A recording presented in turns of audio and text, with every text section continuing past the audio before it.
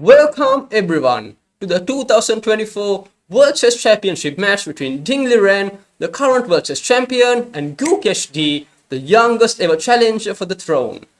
This is the first round recap, and without further ado, let's get right into this amazing game. Gukesh kicks things off with e4, and now we have the first surprise of the game because Dingliren plays not e5, not c5, but e6, the French defense, and he has played this maybe 2 or 3 times ever in his competitive chess career. d4 played by Gukesh, d5, knight c3, knight f6, this is all just standard opening theory. It's been played many times before, c5, and now the standard meta way of playing this is simply to play knight f3, knight c6, bishop e3. This is like the ultra meta way of playing this, bishop e3, and from there on. But instead of all this, Gukesh plays knight c e2, and this has been played only a handful of times. So the idea is simply next move to play c3 and just build up a massive center, play knight f3, just get this massive center and have a really nice pawn chain. And Dingliren responds with knight c6, c3 was played, and here Dingliren thought for nearly 30 minutes. I can tell you he was definitely surprised by Gukesh's opening preparation. a5, he was visibly very distraught, his body language was, his head was in his hands, and it was pretty obvious that he was not happy at all. He spent nearly 30 minutes. a5, knight f3 was played, and you can see Gukesh is just blitzing out moves. 159, he has barely spent a minute. a4, just pushing his pawn up the board, bishop e3, bishop e7, and here Gukesh unleashes another shocking move. He ignores all opening principles and plays g4, and his idea is to create a massive pawn storm here. Bishop g2, castles kingside, and black absolutely cannot castle kingside here, because if he does, he will simply get swarmed by these pawns. h4, g5, f5, all these pawns will march off the board. Bishop g2, castles. Gukesh will get a massive attack, and I'm sure he has prepared all of this. The best try for black here is perhaps h5. That seems to be the most natural move. Anyways, Ding responds here with queen a5, perhaps trying to get some counterplay on the queen side, maybe by pushing the a pawn, which in fact does happen after bishop g2, a3, b3, and now Ding is perhaps trying to create some tension here. He captures the pawn, and you have to be careful here. You can play knight takes, but instead Gukesh plays b4, an in-between move, forcing the queen back, and now knight takes d4. And clearly we can see that out of the opening, Gukesh is in fact very happy. He's much better. Gukesh has gotten everything he wanted from the opening. He has a much better position here. Look at his pieces, they are wonderfully coordinated. Black has been pushed back a little, he still hasn't castled. White can castle here, he has a nice free-flowing attack. And clearly, white seems much better. But Dingliren fighting back with knight b6, going for the c4 square. We have castles, knight c4 is on the board, bishop f2, bishop d7, and now queen e2. But look at the time spent by Gukesh there. He had 1 hour 21 minutes. He spent over 30 minutes, 33 minutes to be exact, on this one move. Queen e2 was in fact the best move by the engine. Gukesh has always been a bit of a perfectionist. He likes to take his time, and we can see that here. He took over 30 minutes on queen e2. And now Ding. Here he has been out of form lately, but now he wakes up and plays knight takes d4, knight takes d4, knight b2. Look at this knight. It's already looking very dangerous here. It's a 0.0, but now watch just Ding slowly push the pressure here. Queen e3, rook a c8, putting pressure on this pawn. Rook c1, but that was not the right move. The right move, in fact, is rook fc1, but this is such a difficult move for a human to play. I mean, look at this. These two rooks are right on this side of the board. They're very passive. Most humans, most people would not play rook fc1. It just looks so unpleasant, so uncomfortable. And yes, rook ac1 is in fact played, and queen c4. Ding immediately advances. f5 is tried by Gukesh, and now a very nice move played by Dingliren. Queen d3, simply going for white's queen, simply trying to cut off the head of the snake, because the queen is a key factor in Gukesh's entire setup here. He's trying to go for an attacking setup. His middle game play has all been towards attacking black's weak king, and if you exchange, then this will simply be in black's favor, because now the attack is nowhere near as dangerous and black is clearly in the driver's seat here. And now Gukesh plays the only move which apparently allows him to keep the queen and conserve material at the same time.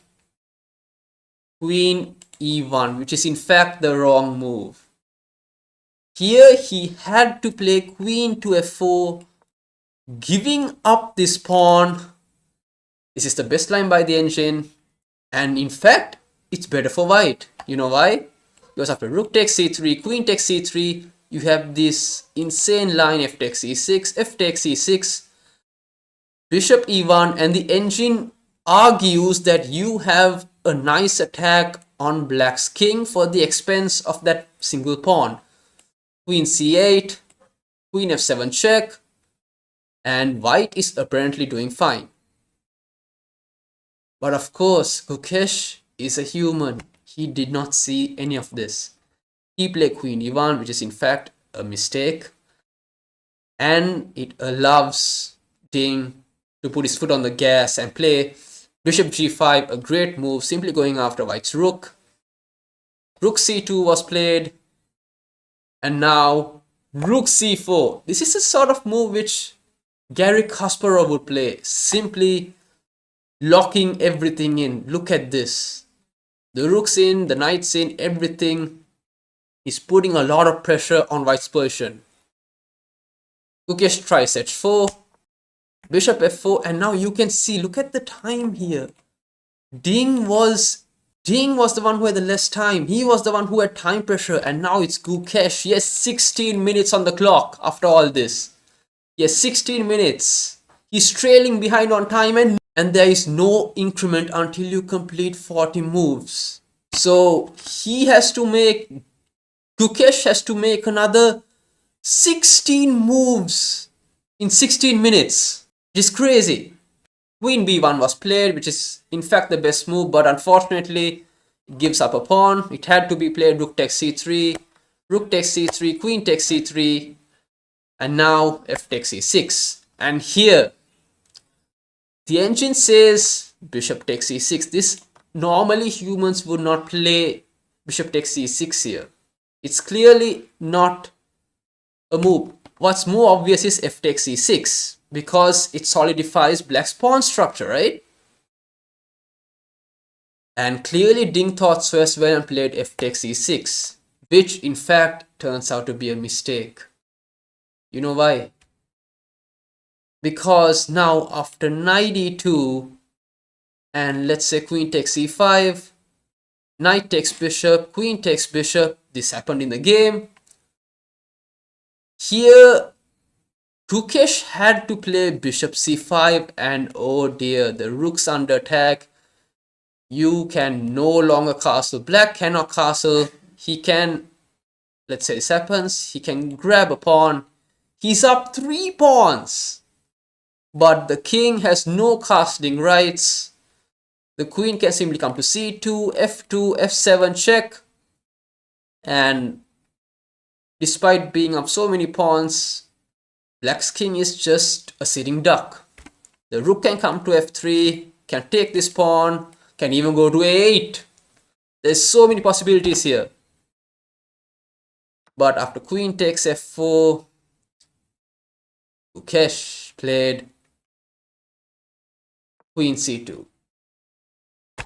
Clearly missing this chance. He should have played bishop c5 and the position would not have been so bad. And now Ding seizes his opportunity and plays queen c4, simply cutting out any queen c7 ideas. And after queen d2, now he castles. Black's king is completely safe now. Oh, wait, not completely, I should say. Because now bishop d4 was played, and here I think Gukesh was trying to go for queen g5 ideas, put some pressure on black's king. But Ding, sharp as ever, he has had a terrible run this year. He has had so many winning positions, but has never been able to convert any of them. He has hardly been able to convert any of his winning positions this year. He's had a terrible year. He's had a massive 28 game winless streak, but now I think he's finally getting back in form. Knight d3. Simply blocking out the protection of this bishop. Queen e3 was played. Rook takes f1, check. Exchanging everything. e5. What a sharp move. You can take, that's okay. Bishop takes e3. Queen takes e5. And after all this, black is just simply up 2 pawns. It's a clean winning game. And there's no way white can ever hope to even draw this. e5, a great move. Bishop takes e5. And now the g4 pawn falls as well. Queen takes g4 check. And look at these pawns. They are just so weak. Gukesh has to deal with all of this. And he only has 43 more seconds to play 5 more moves. Or he loses on time. Bishop g2. Bishop f5. Bishop g3. Bishop e4. Again, fantastic play by Ding. Simply putting more and more pressure. King h2, h6, simply giving his king some breathing room. Bishop h3, queen to d1 was played. Straight up just threatening mate on h1. But Gukesh, with just 4 seconds on the clock, plays bishop d6. That's his 40th move. And now he has regained 30 minutes plus increment. But it's too little too late, because after queen c2 check, king g3, the king barely escapes checkmate. But now after queen takes a2, it's practically just GG's. But Gukesh tries one last trick. He plays bishop e6 check. And here, if black plays king h7, he has to be careful.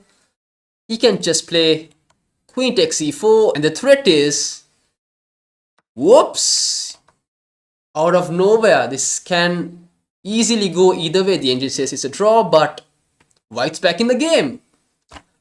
But of course, Ding is no noob. He's in form. He's a man in form. He's the world chess champion. King h8, simply sidestepping it, and there you have it. Gukesh resigns, and Ding takes the first match. What a spectacular game played by Dingliren. He had a 28 game winless streak, and what a way to break that streak by beating Gukesh Domaraju in game number 1 of the FIDE World Chess Championship. Game 1's a wrap. Thank you all for tuning in, and hope to catch you in the next round recap. See ya.